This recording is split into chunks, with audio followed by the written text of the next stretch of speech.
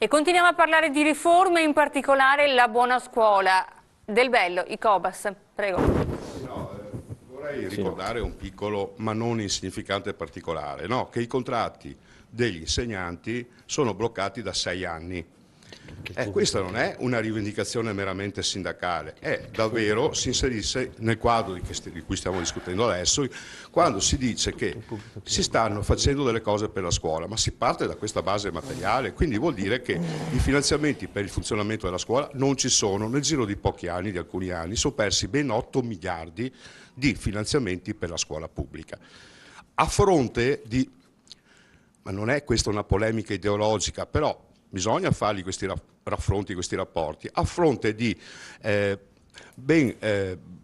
sgravi per circa un centinaio, che costeranno circa un centinaio di milioni di euro all'anno per le scuole private, che si vanno ad assommare ai già ben 472 milioni di euro che sono stati finanziati finora. Cioè, quindi questo è per dire quanto si sta facendo per finanziare, dare soldi alla scuola pubblica in modo che si potenzi. E questo discorso va fatto, i contratti non sono sbloccati. Abbiamo perso. E questo è un po' tutto il settore pubblico, esatto, non solo il settore sul valore scolastico, del nostro salario il 30%. Ma questa è una questione appunto economica, ma importante per tutto quello che si diceva. La questione del preside sindaco, del preside dittatore o dittatorello, no, quel dir si voglia, a seconda dei punti di vista. Però diciamo, anche questa è una cosa. Il preside potrà scegliere gli insegnanti all'interno di una lista, questo esatto, perché c'è quello che noi definiamo perfetto. il frullatore, che sarebbe questo, una specie di frullatore, questo album territoriale dove vanno messi tutti precari che saranno assunti, no? Sì. Oppure altri sovrannumerari, oppure quelli che non saranno considerati, tra virgolette, bravi all'interno di una scuola, quindi andranno in questa specie di classifica su gironi infernali. Serie A, Serie B, Serie C, fino i peggio, insomma, vanno ficcati dentro a questa roba qua. Da qui si pesca, no? Ed è un album territoriale di carattere regionale, per cui c'è un problema di mobilità sicuramente. Paradossalmente, se è regionale, uno a Paola potrebbe andare a lavorare a Verona, ok? Uno, due, va a coprire le supplenze brevi, quindi serve per sistemare, eccetera. Sì. E soprattutto sul piano didattico, visto che ci sono molti sapientoni sulla scuola, gente che probabilmente non l'ha mai vista, forse quando erano piccoli, ma voglio dire, la famosa cose concrete, esatto, da casa, hanno bisogno di capire, perché esatto, non c'è esatto. informazione in questo La senso. famosa allora, se riusciamo ad evitare il commento, siamo certo. perché voi avete in mano la materia, lavorate nel settore, esatto. potete spiegare come sono le cose. Certo, non è rilevante perché uno Prego. bisogna che veda come funziona davvero una scuola. Sì. Allora, la continuità didattica è una delle cose più importanti per la formazione. In questa maniera, con l'albo territoriale, è evidente che la continuità didattica viene spezzata o spezzettata in 1000 rivoli. Però stiamo parlando di un'assunzione di migliaia di docenti a tempo indeterminato all'interno di un istituto scolastico, allora, corretto? Appunto, intanto per far capire, questa assunzione di 100.000 precari, no, adesso vediamo perché sembra che stiano modificando qualcosa, però lascerebbe fuori comunque un 50.000 restiamo. 80.000 casi. Esatto, appunto. Seconda fascia, abilitato, 10 anni di precariato, abilitato con servizio e titolo. Senza microfono non la sento, mi dicono alla regia, per cui per favore una alla volta col microfono. Ok, Giuseppe Calderaro, un docente precario, Prego. rappresento il MIDA Precari, siamo un'associazione apolitica, asindacale, ok. Noi siamo tutti docenti di seconda fascia, docenti abilitati con un titolo pagato da noi, 3.000 euro, 13 esami, 12 all'università e uno in presenza di un funzionario del MIUR, e adesso con il decreto, col disegno di legge della buona scuola, tutti 80.000 andiamo a casa perché ci impongono un concorso per esami, cosa che l'abbiamo già fatto. Che senso ha rifare un altro concorso? Noi questo chiediamo. Vado avanti, un'altra domanda, cortesia. L'Europa ha chiesto all'Italia di eliminare i precari. No, il precariato, scusami. Cosa fa il buon governo Renzo? Sta eliminando i precari, li mandiamo a casa. Ok, in prima fascia, nelle GAE, ci sono persone, giustamente, con un valore concorsuale, cioè che hanno un titolo abilitante come il nostro, non hanno fatto nessun concorso. Adesso a noi ci impongono un concorso. Io dico sempre che nella scuola noi ci siamo da 10 anni, anzi da 12, di cui da 10 anni su posto vacante e disponibile. Cioè il mio di posto è di nessuno. Perché devo lasciarla a qualcun altro dopo 10 anni? Grazie. Domenic, lei qui rappresenta il governo, nel bene e nel male, le risposte agli insegnanti, quali... Devo dire. E quindi, no, ma io, ripeto, siamo stati protagonisti di tante discussioni, quindi no, con piacere la continuo e spero con questo spirito costruttivo che c'è anche questa sera e che ci dovrebbe essere nel Paese. Ma io dico una cosa, i problemi sono tanti, però proviamo a analizzare il fatto del perché siamo arrivati in questa situazione. Perché siamo arrivati in questa situazione? Cioè questa è una situazione ottimale? Quanti sono i precari oggi a scuola? Non riusciamo nemmeno a stimarli. 400.000, qualcuno dice 500.000 addirittura, no, rispetto a quelli a 0 ore, cioè, poi potremo iniziare a discutere di tante cose. Però dico una cosa, allora, in questa situazione il governo ha deciso di prenderne un pezzo alla volta e di cercare di porre rimedio a una situazione che così non poteva andare avanti. Perfetto. Okay. Il microfono, professoressa, ecco, il microfono. Mettendo, ripeto, io prima ho detto il principio della responsabilità e del merito. Quando diciamo il principio della responsabilità e del merito, io capisco che noi abbiamo subito nel corso degli anni, voi me l'avete detto, tutta una serie di adeguamenti, sanatorie, allargamento delle linee, insomma, non occorre che diciamo tutto quello che si è sedimentato nel corso degli anni, sempre rincollendo l'emergenza. Noi finalmente vorremmo mettere un punto, dire iniziamo ad assumere i primi 100.000, iniziamo a mettere nero su bianco che ci sarà un piano delle assunzioni.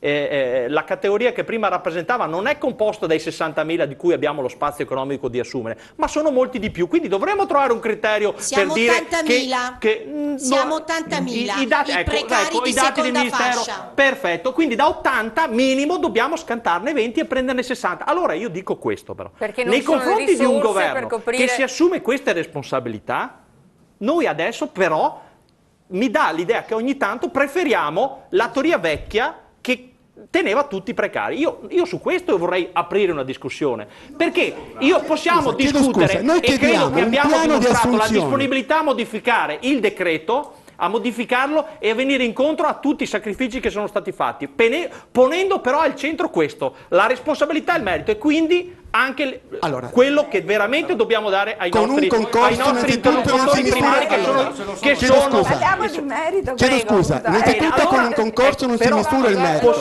Noi l'abbiamo di assunzioni scaglionato negli anni, è una proposta folle? Sì. Secondo me meno folle per una persona che ha speso migliaia di euro e ha fatto 13 esami e noi di dover ripartire da zero, di non poter più insegnare. E noi a questo ma è semplicissimo. Posso chiudere anche per il rispetto, perché prima si parlava giustamente del blocco stipendiale, che è oggetto di tutti i dipendenti pubblici.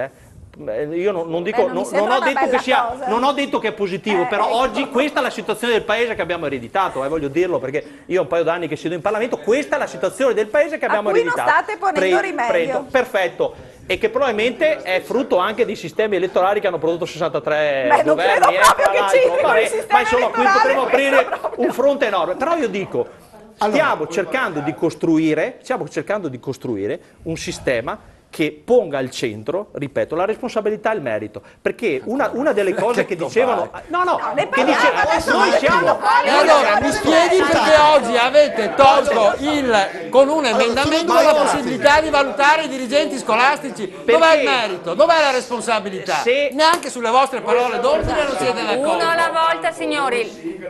Porca miseria, basta. Perfetto, ma allora il sistema che abbiamo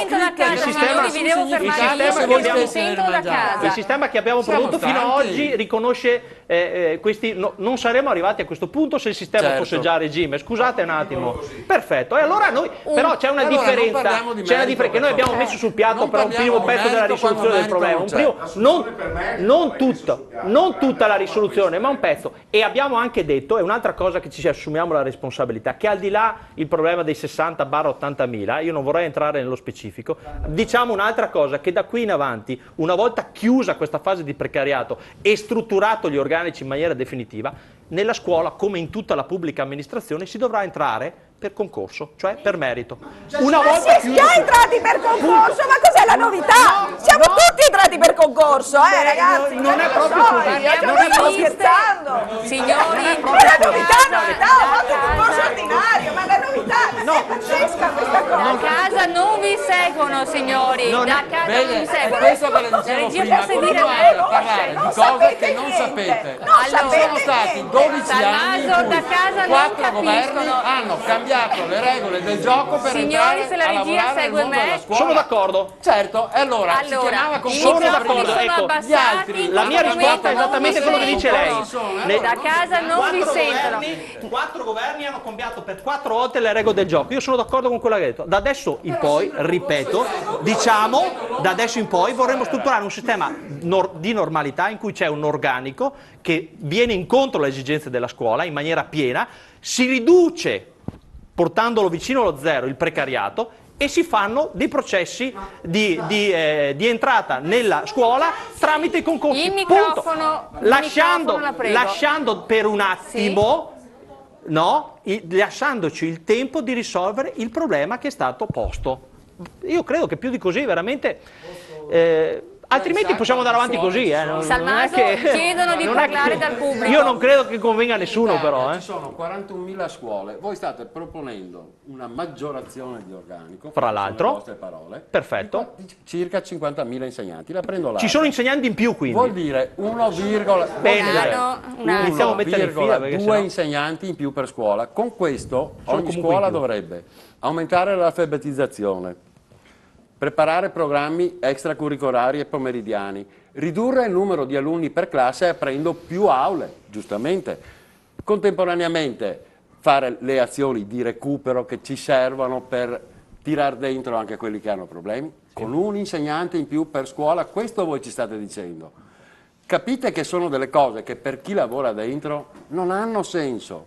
Oltretutto le vendete anche male, perché dite che sono 8 insegnanti in più, perché dividete non per il numero di scuole, ma per il numero di istituzioni scolastiche. Ci sono istituti comprensivi una cosa, qui a a livello Padova che hanno europeo... 18 scuole dentro un'unica istituzione. Questi conti voi li vendete in una maniera e noi purtroppo siamo costretti a dire che vendete fumo. No, perché voi non potete, aumentiamo voi gli dite organici nelle vostre comunque. slide le avete messe dentro perché ieri l'ha detto lei che aumentiamo nel gli organici. sito del PD 8 alunni in più per ogni scuola e ne state dando, scusate, 8 insegnanti stiamo discutendo se sono 1 o se sono 2, ma sono comunque in più. Questo già mi conforta, perché sennò... Grazie, io sono Baio Manolo, sono della CGL Scuola, FLC, oltre che insegnante precario. Io, guardi, non mi piace sparare alla Croce Rossa, però ammiro, in questo caso, ammiro, dico, almeno è qua, per cui è l'unico rappresentante del governo, anche perché sono rimasti da soli, perché con l'arroganza che in questo momento stanno ponendo in atto, praticamente non sono mi pare di rimasti avere un argomento arrogante questa sera. No, non lei, lo dice a me. no, ma parliamo fra di noi, perché sennò passa il messaggio che sono arrogante e non ci sto. Tema della puntata. Allora, le spiego ha un interlocutore autorevole preparato, ponga la sua domanda e rimaniamo nel concreto del dialogo, che è importante. I 400.000 precari ovviamente sono figli di politiche di 20 anni, di precariato, fatti un po' da tutti. Assolutamente. Per cui questo è il risultato. Però quando hai praticamente una posizione così critica, non devi il primo giorno di insediamento dire io sistemerò tutti quelli delle GAE, tutti precari, non esisteranno precari, non esisterà più nessuno. Io ricordo che a distanza di un anno dall'insediamento del governo, forse esco fuori dall'insediamento del governo, prego. 22 febbraio, quando c'è stato il primo anno di governo, c'è stata l'iniziativa sulla scuola. E ricordo che Renzi ha detto che non voleva vedere più nessuno alle nomine con le valigie di cartone, con i trolley, ma io non ho capito, adesso lo sto capendo perché non voleva vedere più nessuno, perché siccome le licenze d'ufficio non troverà più nessuno, non troverà precari. Il problema essenziale è uno: bisogna essere abilitati per entrare, senza ombra di dubbio, giusto? E abbiamo tutte le graduatorie dove ci sono 130.000 persone, più gli 80-90.000 abilitati di seconda fascia, che sono nelle medesime condizioni. Per una serie di situazioni storiche a dir poco grottesche, le faccio un esempio sui diplomati magistrali. I diplomati magistrali sono circa 60.000 che insegnano nella scuola dell'infanzia e nella scuola elementare, praticamente si sono trovati nel 2000-2001, quando c'è stato un sistema di reclutamento nuovo, buttati fuori, dicendo voi non avete l'abilitazione, il vostro non è un titolo abilitante, quindi non potete essere inserito in delle graduatorie. Passano gli anni, a distanza di 13 anni, il Consiglio di Stato dice scusate, ci siamo sbagliati, quel titolo era abilitante. Dopo 13 anni hai rovinato praticamente l'azione sociale di migliaia e migliaia di famiglie, perché alcuni hanno cambiato mestiere, alcuni hanno lavorato così in questo periodo non ci sono stati concorsi, se non quello fatto pure male del 2012. Allora cosa fa il Consiglio di Stato? Dice sì, il vostro è un diploma abilitante, però siccome sono passati 10 anni, sono scaduti i termini di prescrizione, non vi inseriamo nelle graduatorie esaurimento, che praticamente è l'unica porta per entrare. Adesso il Consiglio di Stato dice mi sono sbagliato, perché il danno che potremmo cagionare lasciandovi fuori da queste graduatorie esaurimento, da dove attingeranno le 100.000 immissioni in ruolo, è maggiore rispetto ai benefici. Adesso ci troviamo in una situazione grottesca, persone che avevano tutti i diritti sacrosanti, sono buttati fuori, devono andare a fare un concorso, come diceva l'onorevole, devono rifare un concorso, persone che avevano tutti i requisiti. A questo aggiungiamo che negli ultimi 2 o 3 anni, partendo dalla carrozza, da Profumo, hanno fatto il PAS, il TFA. Guardi, noi viviamo in una scuola guardi, che dove da casa la gente fa didattica, fatica a seguirla, a seguirla in questo senso. In casa. Allora, non è tecnicismo, sono persone, ognuno di questi è una persona. Sono persone, però non vogliamo che a casa si capisca qual è il problema. Allora sono migliaia di persone precarie, spesso hanno seguito anche un percorso formativo a proprio carico, spesso non viene a proprie spese, migliaia di euro, si sono abilitati all'insegnamento. Grazie Salmaso, lei mi corregge, io un po' alla volta vedrà che imparo anche i termini corretti, quindi sono abilitati all'insegnamento. Questa abilitazione oggi non viene riconosciuta e devono probabilmente, se verrà fatto, un nuovo concorso. Parliamo di 60-80.000 professionisti? Allora, sì, allora possiamo collegarci a quello che diceva Salmaso giustamente. Sì? Non è scandaloso programmare un piano triennale? Un piano triennale è una programmazione, come si fa anche nelle aziende, dato che ogni volta loro prendono. Dico, possiamo fare una programmazione triennale, fermiamo il turnover, in 3 anni sono 70-80.000 persone. E poi, come dice giustamente, da quel momento in poi si faranno i concorsi. Quindi bisogna mettere una pietra tombale su questa situazione precaria perché è vergognosa, ma ci sono condizioni. Le condizioni si ottengono mediante una discussione con la base, perché è la base che ci lavora. Io vorrei far capire una cosa a voi. Con chi lavora nel quotidiano dentro le scuole. Ha una parte di missione, una parte di passione. Certo. Io quando vado a scuola e vedo i bambini, perché faccio la scuola primaria, io, a parte che dimentico tutto perché entro in un mondo nuovo, in un mondo in cui con loro parlo, mi raffronto, li coinvolgo. Allora, in quel momento io voglio essere sicuro, tranquillo, che quando esco fuori all'1, alle 4 da scuola, non devo pensare che tra 10 giorni mi scadrà il contratto e non so se me lo fanno, cioè ci vuole una certa garanzia, perché è una di quelle tipologie di mestieri che ti permette di conoscere il mondo, cioè è la carta d'identità di un paese, è l'identità culturale di un paese la scuola, per cui ci vogliono delle garanzie. Peraltro mi permetto di aggiungere anche serve un investimento economico, lei questa sera è il nostro interlocutore, serve un investimento economico strutturale per intervenire sulle scuole, perché parliamo poi di una scuola più vicina alle scienze, alla tecnologia nuova, innovativa, non solo umanistica, servono i materiali in quest'ambito. In questo senso il governo deve investire nella formazione, abbiamo detto, ma anche comunque il patrimonio umano nella scuola noi lo riteniamo fondamentale, a prescindere da tutte le polemiche che ci sono in questi giorni, il patrimonio umano è fondamentale. A fianco al patrimonio umano ci sono le strutture, tanto è vero che c'è un'unità di missione che si sta occupando di rendere sempre, soprattutto sicure, le scuole del nostro territorio, in accordo con i sindaci ovviamente. Però io credo che dalla descrizione che ha fatto il sindacalista, rispetto a non li avete i soldi, va bene, il microfono se non ce l'hanno scuso, ma non è. Quindi, siccome io non ritengo un'offesa né fare il politico né fare il sindacalista, perché sono due professioni, credo, e 2 lavori che cercano di accrescere la proposta è quella di fare una pianificazione nell'assunzione. Allora io dico, ma da quella voi avete ascoltato bene cosa ha detto quell'insegnante, quel docente, e da lì, da quella confusione noi siamo partiti. Questa è la verità. Adesso se vogliamo mettere c'è un dato però politico che mi interessa. Se qualcuno pensava che questo governo, anche in un caso così spinoso com'è la gestione scolastica in questi ultimi anni, e è quella che è stata descritta bene da loro, la confusione è quella dei continui cambi normativi. Se qualcuno pensava che noi mettessimo la testa sotto la sabbia, si è sbagliato. E allora io dico un'altra cosa. Adesso è un comizio di credo che se noi iniziamo a mettere dei paletti, e su quei paletti creiamo una stabilità creiamo una stabilità rispetto alle procedure in cui selezioniamo il personale. Al di là di risolvere il problema con gente dei 4-500.000, facciamo come l'Italia. Se noi iniziamo a mettere dei paletti e li teniamo stabili, io credo che possiamo fare un servizio abbiamo spiegato qual è. Scusa, il Movimento 5 Stelle in questo senso come si pone e questa riforma riuscirà in parte nel tempo a dare delle soluzioni ai ragazzi, alle famiglie, agli insegnanti? Ma qui c'è un problema a monte, a parte che non ci sono i soldi, loro dicono che ci sono i soldi, ma non li hanno messi perché nel DEF si vede che non li hanno messi, quindi i soldi adesso, le coperture non ci sono.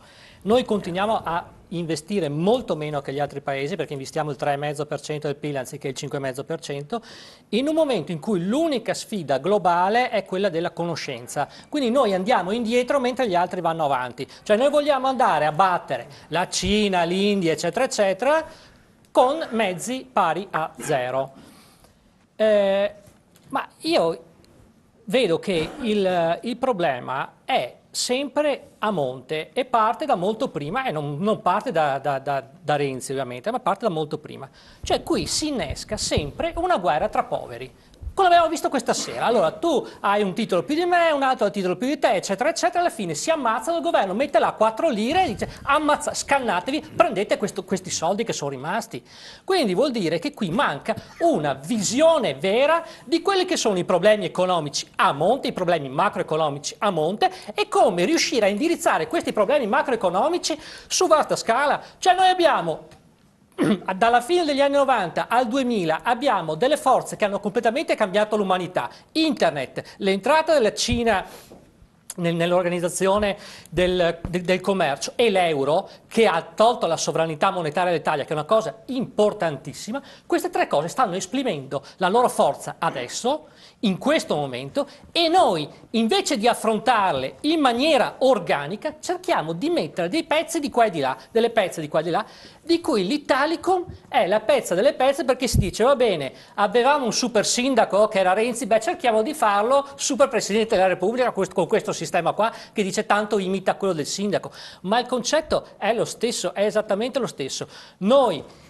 cerchiamo di dire guardate che c'è fretta e quindi spingiamo per queste riforme a tutti i costi in pochissimo tempo senza aver capito quali sono i problemi che in questo momento stanno devastando questo paese. Non li abbiamo capiti. Dai decreti che noi vediamo in questo momento, dai disegni di legge che noi vediamo in questo momento, che sia lo sblocca Italia, che sia la buona scuola, eccetera, eccetera, si capisce che non c'è questa visione. Si capisce che non c'è questa visione. Perché non c'è? Questa è una bellissima domanda. Allora, ci possono essere due risposte.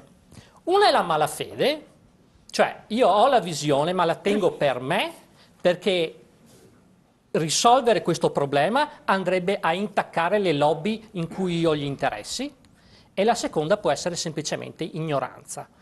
Ora, a pensar male si fa bene, come diceva qualcuno. C'è un problemino in Italia che ha creato, che ha anche fatto perdere il posto di lavoro a un signore che si stava occupando della spending review. A un certo punto è andato via, quando stava mettendo le mani sulle partecipate. 22.000 partecipate che creano un buco di 24 miliardi all'anno, ce lo dice la Corte dei Conti. Fatalità, quelle partecipate sono piene zeppe di ex politici e di dirigenti che sono simpatici ai politici. Ovviamente quando si stava ristrutturando quel sistema per trovare i soldi veri che servono alla scuola, perché alla scuola servono 8 miliardi, non servono 500-600 milioni, cioè per rimettere in piedi il sistema scolastico servono 8 miliardi, quando fatalità si va sulle spending review che parecchi governi hanno sempre messo sulla carta ma non hanno mai poi implementato, si ferma tutto. Favero, concorda con i 5 Stelle? Beh, concordo, io ho una visione, anzi la politica che si occupa della scuola dovrebbe avere una visione soprattutto perché intanto serve una riforma della scuola ed è questo da capire. E cosa serve per fare una riforma seria della scuola? Servono buoni insegnanti e anche degli edifici magari che non cadono a pezzi come sta avvenendo in questo paese malato e anche fallito. Allora direi che bisogna partire dal perché. E poi la scuola non è tutta uguale. Non certo perché sono per l'indipendenza del Veneto, ma la scuola in Veneto, ad esempio, sforna degli studenti eccellenti. Tempo fa proprio il Gazzettino metteva in evidenza che gli studenti veneti primeggiano in matematica, nelle materie soprattutto scientifiche. Non lo so, c'è qualcuno che dissente, evidentemente hai letto... Sforna è una brutta parola, glielo dico al lavoratore. E allora promuove. Ma andiamo avanti. Peraltro abbiamo Lena qui con noi questa sera, che sono un'eccellenza, abbiamo anche dei ragazzi e vorrei sapere cosa ne pensano. Ecco. E allora, in ogni caso... Uno alla volta... In ogni caso, non importa, non ho bisogno di scuola, nessuno, sono arrivato all'università lo stesso, è finito, va bene. Signori a casa non capiscono neanche io che sono qui in studio, vi prego, chi vuole intervenire, microfono, mi fa un cenno e parla. Se posso prego, terminare, continui, visto certo che sono più solo di De Mene, visto che sono l'unico per l'indipendenza del Veneto. Vabbè. Allora, tra le altre cose, dicevo, serve anche poi una visione per capire cosa vogliamo fare della scuola. Se avviciniamo la scuola anche al mondo del lavoro, basterebbe copiare dalla Svizzera o dalla Finlandia anche, che ha fatto una riforma. In Svizzera e in Finlandia? Hanno fatto delle riforme della scuola in tempo celere, ad esempio in Finlandia sono passati proprio attraverso la scuola ad avere un'economia basata su agricoltura e manifatturiero a un'economia che adesso è basata sulla conoscenza e sulla tecnologia. Materie che magari qui sono ancora purtroppo lontane perché non riusciamo ad avvicinare il mondo della scuola al mondo del lavoro. Poi ci sarebbe da fare una serie di valutazioni, anche perché mi dicevano proprio degli insegnanti veneti, ma non me ne voglia qualcuno del sud, che i crediti formativi, ad esempio all'Università di Padova, richiedono il doppio delle ore di certe università del sud. Anche su questo, allora, in che modo si stabilisce la meritocrazia? E vorrei chiederlo magari agli insegnanti questo. Ci sono tante cose da fare. In ogni caso, un paese che, per quanto riguarda il mio caro Veneto, esporta 7.000 laureati e importa profughi, dovrebbe chiedersi questo, perché è inutile promuovere la scuola se poi i nostri laureati, con un patrimonio culturale così alto, che alla fine è anche un patrimonio economico, li esportiamo per importare profughi e clandestini. Questa è la Noi cosa andiamo un attimo evidente. in pubblicità, poi torniamo perché abbiamo i ragazzi qua in studio e vorremmo sapere cosa ne pensano. Tra 2 minuti, restate con noi.